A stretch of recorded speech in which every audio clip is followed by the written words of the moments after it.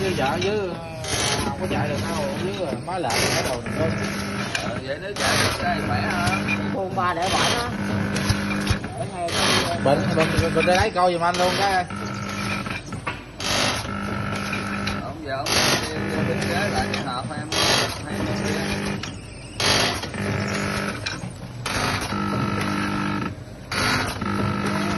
một cái gung câu lâu rồi một cái gung mạnh gung yếu.